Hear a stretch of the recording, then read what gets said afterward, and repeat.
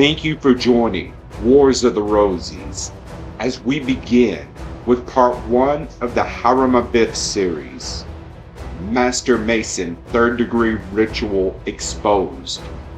From Born in Blood, The Lost Secrets of Freemasonry, Chapter 16 by John J. Robertson. The rites of initiation for the Master Mason are much more complex and dramatic than those for the entered apprentice and for the fellow craft, and they reveal the most enduring and most important mystery of all Masonic ritual, the legend of the murdered master. Prepared in a manner similar to the first 2 degrees, the candidate is half-dressed, with both arms out of his shirt sleeves, leaving his chest bare. All metal is taken from him. A rope or the cable tow is looped about his body, and a blindfold or hoodwink is in place. After brief ceremonies similar to those of the first 2 degrees, the candidate is ready for the administration of the oath of the Master Mason, which the Master of the Lodge once again assures him will not interfere with any duty which he owes to God, his country, or his family. The candidate is on his bare knees in front of the altar, with both palms down on the Holy Bible, on top of which the compass and square have been placed, with both legs of the compass above the square. The oath may vary considerably in precise wording from place to place, because of its history of maintenance by verbal communication only, but everywhere the essential points are the same. I, the candidate, of my own free will and accord, in the presence of Almighty God, in this worshipful lodge of Master Masons, dedicated to God and the Holy Saints John, do hereby and hereon most solemnly and sincerely promise and swear, in addition to my former obligations, that I will not reveal the secrets of the Master Mason's degree to anyone of inferior degree, nor to any other being in the known world, except it be to a true and lawful brother or brethren Master Masons, within a body of a just and lawfully constituted lodge of such, and not until him or them whom I shall only hear so to be, but unto him and them only whom I shall prove so to be, after strict trial and due examination or lawful information received. Furthermore do I promise and swear that I will not give the Master's word, which I shall hereafter receive, neither in the lodge nor out of it, except it be on the 5 points of fellowship, and then not above my breath. Furthermore do I promise and swear that I will not give the grand helling sign of distress, except I am in real distress, or for the benefit of the craft when at work. And should I ever see that sign given, or the word accompanying it, and the person who gave it appearing to be in distress, I will fly to his relief at the risk of my life, should there be a greater probability of saving his life than losing my own. Furthermore do I promise and swear that I will not be at the initiating, passing, or rising of a candidate in a clandestine lodge, I knowing it to be such. Furthermore do I promise and swear that I will not be at the initiating of an old man in his dotage, a young man in his nonage, an atheist, an irreligious libertine, an idiot, madman, or woman. Furthermore do I promise and swear that I will not speak evil of a brother Master Mason, neither behind his back nor before his face, but will apprise him of all approaching danger if in my power. Furthermore do I promise and swear that I will not have illegal carnal intercourse with a Master Mason's wife, mother, sister, or daughter, I knowing them to be such, nor suffer it to be done by others, if in my power to prevent it.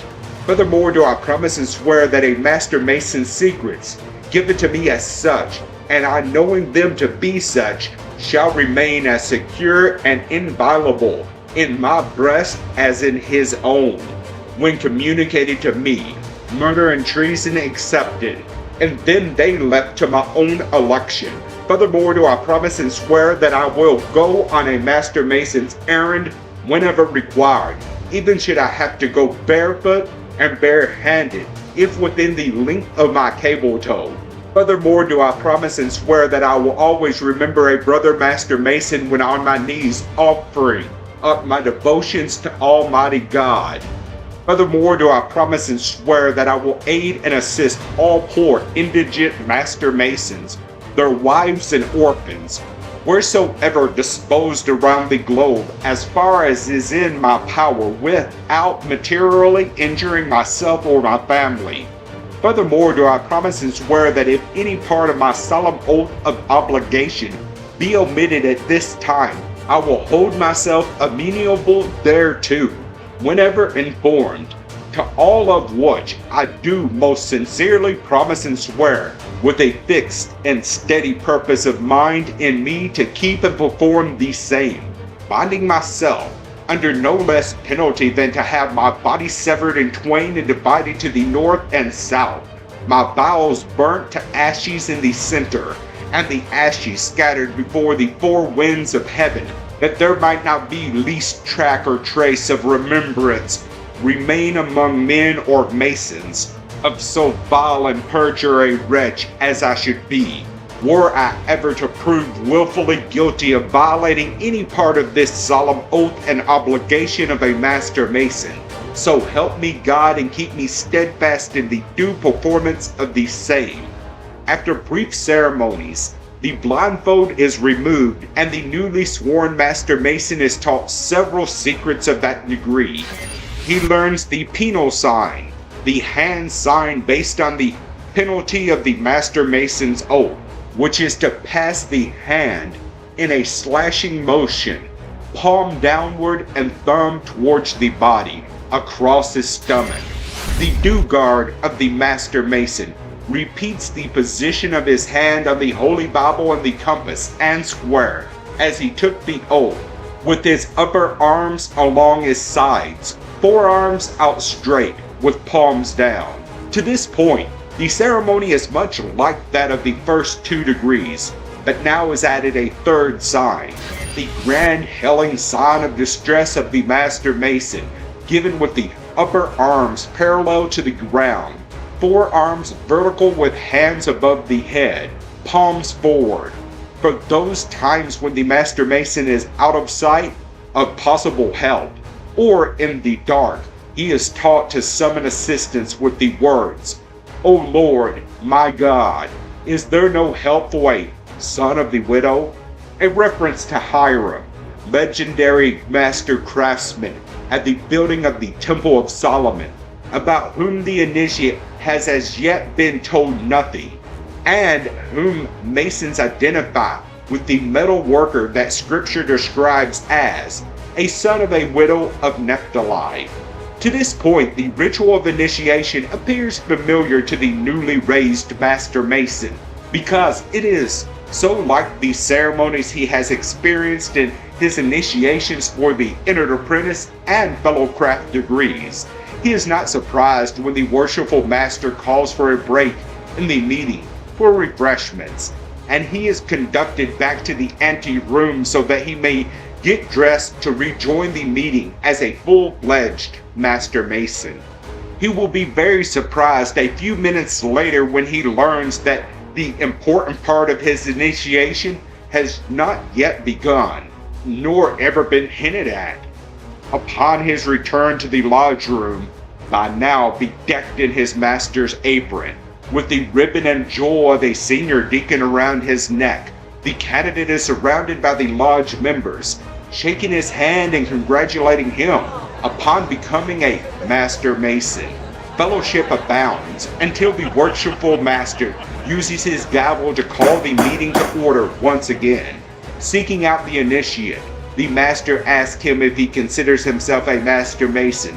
Upon his affirmative reply, the master corrects him and tells him that he will not be one until he has traveled a road full of peril and danger, meeting with thieves, robbers, and murderers. Only after surviving this impeding ordeal will he be able to consider himself a Master Mason. Blindfolded again, the senior deacon, as conductor, leads him in a circle around the lodge room as the worshipful master begins to tell him the story of the murder of Hiram Abiff, the master builder of Solomon's temple, and who, along with King Solomon himself and Hiram the king of Tyre, was one of the 3 Grand Masters of the Masonic Order.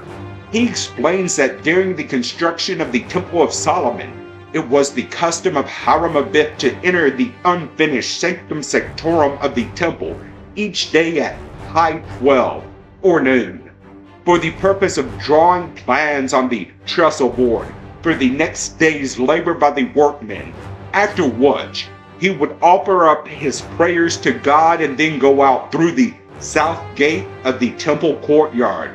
The initiate does not know that the rest of the story of Hiram Abiff will be in the form of a play or drama in which he himself has been given the role of the Grand Master. He discovers this with a shock as the party escorting him reaches the mythical South Gate. There, he is grabbed and shaken by an unseen assailant. His attacker states that Hiram had promised the fellow crafts that when the temple was completed they would all be told the secrets of a Master Mason. Some lodges say the Master's word, so that they might travel to foreign lands to find work and to receive the rewards of a Master Mason. Not content to wait for the completion of the temple, the attacker demands these secrets now. His conductor answers for the startled, blindfolded initiate, telling his assailant that he must wait until the temple is completed, and then, if found worthy, he will be given the secrets of a Master Mason. Not satisfied, the attacker, whose name is Jabella, threatens to take the life of Hiram Abiff if he will not divulge the secrets, and when he is denied, he passes the 24-inch gauge across the throat of the candidate, whereupon the conductor moves himself onto the west gate of the temple. At this gate, he is seized by the second assailant, whose name is Jabelo. Once again, the Master Mason's secrets are demanded, and when they are not forthcoming, Jabelo threatens him and strikes the candidate on the chest with a square. Conducted onto the east gate, the initiate is accosted by the third assailant, whose name is Jabelum, after the candidate, still in the role of Hiram Abiff, refuses to divulge the Master Mason's secret, even upon pain of death. He is struck on the head by Jabelum's setting maul and falls dead, or pulled to the floor by his conductor and others. Blindfolded on the ground, the initiate hears the 3 murderers decide to bury him in a pile of rubble until low 12 or midnight, when they will carry the body away from the temple. To symbolize the burial of Hiram Abiff, the candidate is wrapped in a blanket and carried to the side of the room. Soon he hears a bell struck 12 times and is carried from the rubble grave to a grave dug on the brow of a hill west of Mount Moriah, the Temple Mount. He hears the murderers agree to mark his grave with a sprig of acacia, then sets out to escape to Ethiopia across the Red Sea. Moments later, as the drama continues, King Solomon, which is played by the worshipful master of the lodge, arrives to demand the reason for all the confusion, and is told that the Grand Master has disappeared, and that with no plans laid out on the trestle board, the workmen do not know what to do. Solomon orders that all the workmen search for the missing Grand Master and the candidate in his blanket grave. Hears scuffling and shuffling noises throughout the room. Finally, it is reported to King Solomon that Hiram Abiff is not to be found, so a roll call is ordered, which reveals the absence of Jabellah, Jabelo, and Jabellah, collectively known to the Masons as Jeweed. Solomon orders that 12 fellow crafts be dispatched, 3 each, to the east, west, north, and south, to look for the fugitives. Those sent to the east and south returned to report no sighting and no news. The three from the west report that they have news of Jui attempting to ship out of the port of Joppa, the ancient name for Jaffa, but prevented by the embargo placed on all shipping by Solomon as part of the manhunt. The three fugitives were reported to have turned back inland towards Jerusalem and the temple. All are ordered to continue the search, and about 15 symbolic days later, one stops to rest by the sprig of acacia, which comes out of the earth easily. He calls to his companions as another search group joins them to report that, while resting near some rocks, they had heard voices. The first voice, that of Jabal, had said, "Oh, that my throat had been cut across, my tongue tore out by its roots, and my body buried in the rough sands of the sea at low water mark, where the tide ebbs and flows twice in 24 hours. Ere I had been accessory to the death of so good a man as our Grand Master Hiram Abiff." The second voice, the report goes, was that of Jabal, who had cried, "Oh, that my breast had been torn open, my heart and vitals taken from thence and thrown over my left shoulder, carried into the valley of Jehoshaphat, there to become prey to the wild beasts of the field and the vultures of the air." Some lodges say, "My heart plucked out and placed on the highest pinnacle of the temple, there to be devoured by the vultures of the air," etc.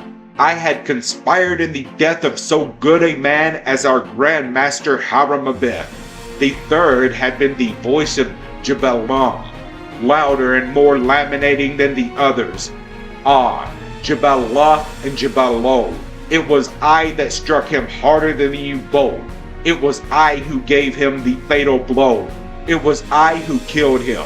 Oh, that my body had been severed in twain, my bowels taken from thence and burned to ashes, the ashes scattered to the four winds of heaven, that there might not be the least track or trace of remembrance among men or Masons of so vile and perjured a wretch as I am." The search party returns to the rocks, captures the three fugitives, and takes them to King Solomon. Kneeling before the king, all three plead guilty and are sentenced to the punishments out of their own mouths. With much clatter and scuffling, the three are taken out of the lodge room, and the candidate, still wrapped in his blanket, hears the groans and cries coming from outside the room. Then he hears a voice announce to the king that the sentences have been carried out. Next, Solomon orders the 12 fellow crafts to search for the grave of Hiram Abiff, telling them that when they find his body to check carefully for any revelation of the master's word or any key to it. Looking for the spot where the acacia had been pulled up, the searchers discover the initiate still in his blanket, grave, in his role as Hiram Abiff. As they open the grave, they are overcome by the stench of the putrefying body and put their hands out in front of them, palms down, emulating the due guard of this degree, to ward off the smell. Probing the body, they discover nothing but the ribbon and jewel about his neck, which they take back to King Solomon, reporting that they could find no clue to the master's word, which apparently is now lost forever. Some lodges say that the faint letter G appeared on the breast of the decomposing body. Turning to Hiram, king of Tyre, which is the lodge treasurer, Solomon decrees that the first sign given and the first word uttered at the grave shall become part of the rule of the Master Mason's degree, until that which was lost is discovered by future generations. All then move to the grave and encircle it. King Solomon, upon his first view of the body, raises his hands, palms forward, in the grand hailing sign of distress of the Master Mason, and cries, "Oh, Lord my God, is there no help for the widow's son?" Then the king asked that the body be raised from the grave by the grip of the entered apprentice, but is told that the flesh leaves the bone when the grip is tried. Then he asked that the body be raised with the grip of the fellow craft, but that grip too fails to raise the body. Finally, Solomon says that he will try personally to raise the body from the grave by using the lion's paw, the grip of the master mason. Applying the grip, and assisted by several members of the lodge, he raises the candidate's body to a vertical position and arranges that the candidate's right foot is inside the right foot of Solomon, their knees pressed together, their left hands on each other's backs, with their mouths close to each other's ears. In some jurisdictions, the worshipful master, as King Solomon, whispers to the candidate the master's word, Mahabon, and has him whisper the word back, cautioning the new master that the word must only be passed in this position, called the 5 points of fellowship. As the newly raised master mason learns the master's word, the blindfold is removed. Stepping back, the worshipful master explains that the 5 points of fellowship are foot to foot, to indicate that a master mason will go out of his way, on foot if necessary, to assist a worthy brother. Knee to knee, as a reminder that in his prayers to the Almighty, the master mason remembers his brother's welfare as well as his own. Breast to breast, as to pledge that each master mason will keep in his own breast any secrets of a brother when given to him as such. Murder and treason accepted, hand to back, because a master mason will always be ready to reach out his hand to support a brother and to defend his character and reputation behind his back as well as to his face, and mouth to ear, because a master mason will always endeavor to caution and to give good advice to any erring brother in the most friendly manner, pointing out his faults and giving him timely counsel so that he may ward off approaching danger. Partly because the newly raised master mason could hardly be expected to have completely grasped the story of Hiram Abiff, encumbered by blindfold and wrapped in a blanket, the entire historical account of the murder of the Grand Master is delivered to him, with detail added. He is told that after Hiram was pulled from the grave by King Solomon, he was buried beneath, sometimes near, the sanctum sanctorum of the temple, which was being built to house and honor the Ark of the Covenant. He is told, according to Masonic tradition, a beautiful monument, which is now lost, was built to honor the memory of Hiram Abiff. It consisted of a beautiful virgin weeping over a broken column, with a book open before her. In her right hand she held a sprig of acacia, in her left an urn. Behind her stood Time, counting the ringlets in her hair. It is explained that the broken column represents the unfinished temple, as well as the unfinished life and task of Hiram Abiff. The book is the eternal record of the Grand Master's virtues and accomplishments. The sprig of acacia symbolizes his immortality, and the urn holds his ashes, while the figure of Time reminds us that time, patience, and perseverance accomplish all things. All this, the initiate is told, is the reason why the Master Mason's Lodge is known as the Sanctum Sanctorum of Freemasonry. The new master is shown many of the Masonic symbols with their explanations, none of which is known to have existed in secret Masonry. Americans will be most interested in the all-seeing eye, the symbol of the Supreme Being, the great architect of the universe, because it appears on every US $1 bill above a topless pyramid, a Masonic symbol for the unfinished Temple of Solomon. Thus ends the initiation of the Master Mason, most interesting of the 3 degrees to us because it contains the unexplained allegory that gave Freemasonry its central identification with the construction of the Temple of Solomon, because it freely departs from the biblical account. It most certainly hides clues as to the origin of the Masonic order. Now it was time to address the mysterious words, terms, symbols, and old charges of secret Masonry, beginning with the special Masonic vocabulary that down through the centuries has helped to set it apart from all other organizations, and by the use of which Masons all over the world instantly recognize each other. Thank you for watching, and please don't forget to share, like, subscribe, and comment. And if you can, please consider donating to Wars of the Rosies. Links to PayPal and Patreon are in the description. Thank you so very much.